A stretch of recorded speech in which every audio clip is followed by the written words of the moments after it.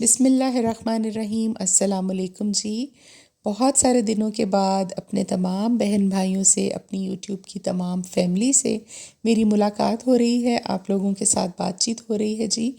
तो बस मसरूफ़ियत है रमज़ानुल मुबारक की। आपको पता है कि रोज़ा जब इंसान रखता है तो उसके बाद उसकी फ़र्स्ट प्रायोरिटी जो है वो होनी चाहिए इबादत, और अल्लाह ताला के हज़ूर अपने गुनाहों की माफ़ी और अपने लिए इस्तग़फ़ार तलब करना, अपने लिए माफ़ी मांगना, अपने लिए निजात का अल्लाह ताला से सवाल करना।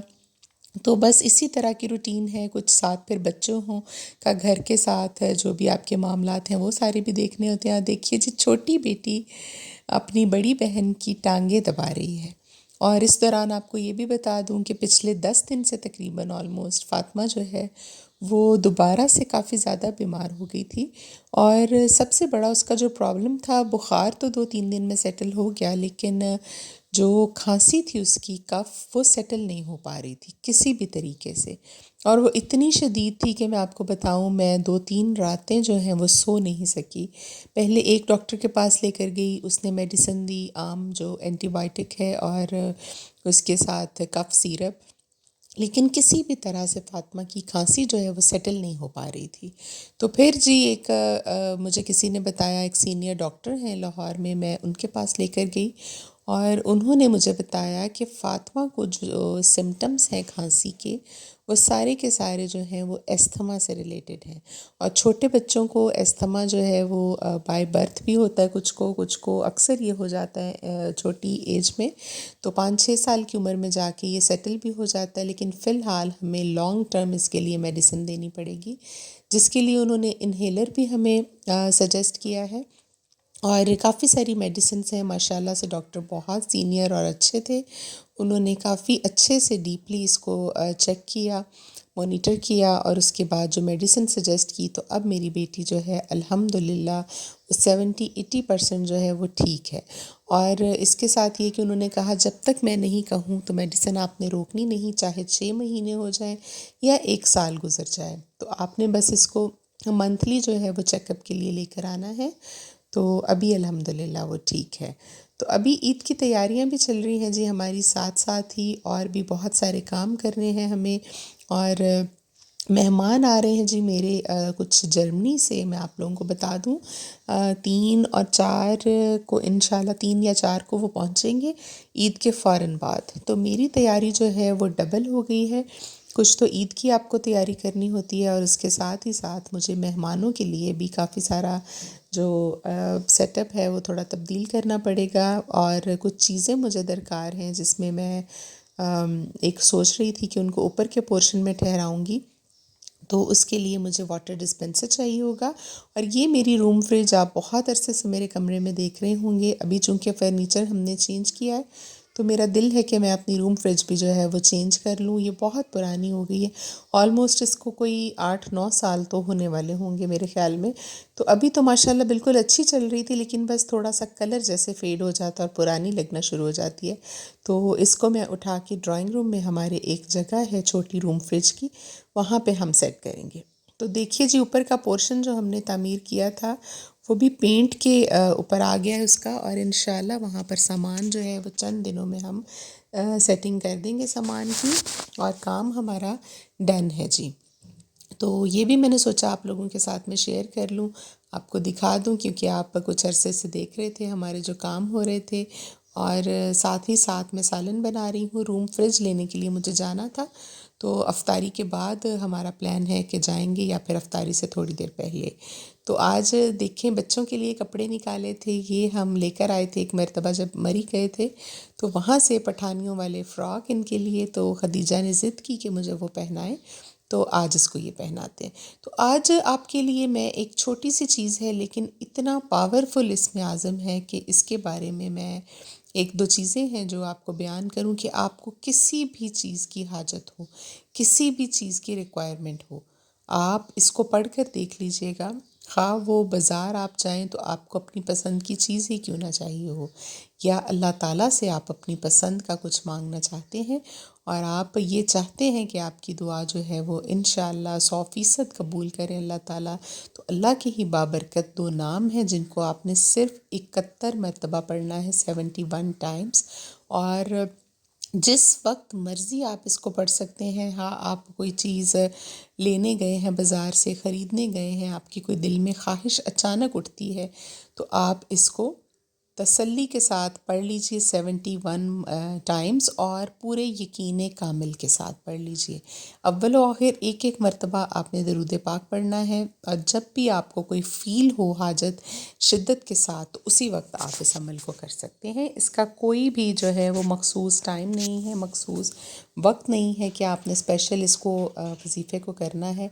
जब भी किसी भी चीज़ की ज़रूरत आपको पड़े, जो कि आप अल्लाह से मांगना चाहते हो, हाँ वो कोई हाजत हो, आपकी कोई चीज़ आपको चाहिए हो, वो माल दौलत के हिसाब से कोई चीज़ हो, वो आप औलाद के लिए कुछ मांगना चाहते हो, कोई भी ऐसी चीज़, तो आपने इसको जब चाहें, जितनी मरतबा चाहें दिन में आप पढ़ सकते हैं। तो वो मैं आपको बताती हूँ। और ये फ़ातिमा के लिए शूज़ ऑर्डर किए थे, साथ साथ आप ये भी देखिए। तो ये आप देख लीजिए जी, 2 अल्लाह ताला के बाबरकत नाम, या कादिर या नाफिउ। तो बेशक अल्लाह ताला की ज़ात हर चीज़ पर कादिर है, और जब आप उसको इन नामों के साथ पुकारेंगे और अपनी फ़रियाद उसके सामने रखेंगे, अपनी हाजत रखेंगे, जो मांगना चाहते हैं अल्लाह से मांगेंगे, तो आप इंशाअल्लाह कभी भी अल्लाह के बारगाह से जो है वो मायूस नहीं लौटेंगे। क्योंकि आप किसी इंसान से नहीं मांग रहे, अल्लाह की किसी मखलूक से नहीं मांग रहे, बल्कि मांग किससे रहे हैं आप, जो कि हर चीज़ पर कादिर है, कुदरत रखता है। आपकी जो तकदीर अल्लाह ताला ने लिख दी, कहते हैं जी वो अटल है, ऐसा कुछ नहीं है। दुआएं आपकी तकदीर को भी बदल सकती हैं। उसकी एक छोटी सी मिसाल मैं ये देती होती हूँ कि देखिए, आपका घर है और आपने उसके बारे में एक राय कायम कर ली, एक फ़ैसला कर लिया कि मैंने ये चीज़ यहाँ पर रखनी है, या ये चीज़ मैंने परचेज़ करनी है, या कोई भी ऐसा काम, तो उस जो आपकी बात आपने कमिट की हुई है, उसको चेंज करने का इख्तियार किसके पास है। जब वो घर आपका है, वो चीज़ आपकी है, तो आपका जब दिल चाहे आप उसको तब्दील कर सकते हैं ना। आप अपनी राय को भी तब्दील कर सकते हैं। आप बाज़ार में कोई चीज़ लेने जाते हैं, घर से कुछ सोच कर जाते हैं, आप अपनी राय को बदलने का इख्तियार रखते हैं। इसी तरह से अल्लाह ताला जो हैं वो कातिब तकदीर हैं, उन्होंने ये तकदीर लिखी है।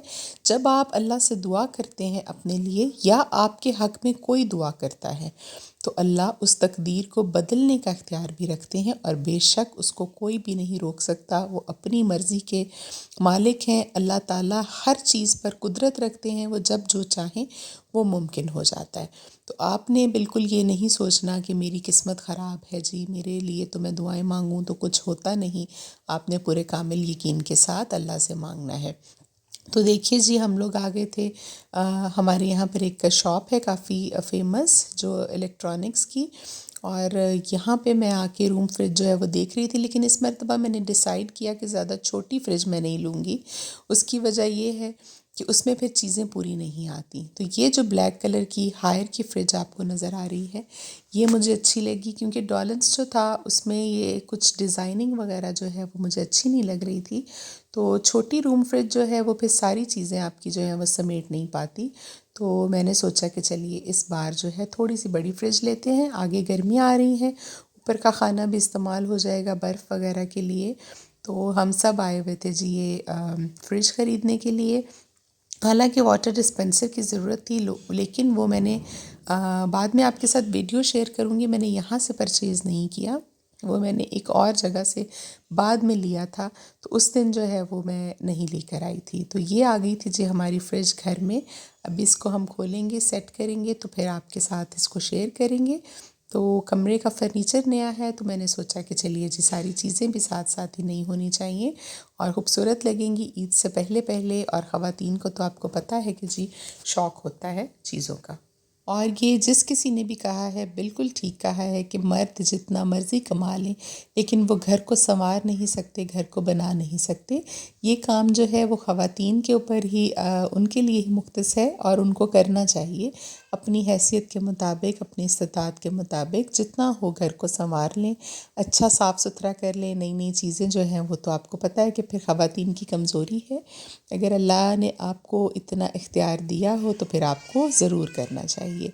तो यहाँ से अभी सफाई कर रहे थे हम, फ्रिज को यहाँ सेट करेंगे। माशाल्लाह से फर्नीचर के साथ हमारे मैच हो गई थी, डार्क कलर था ये भी।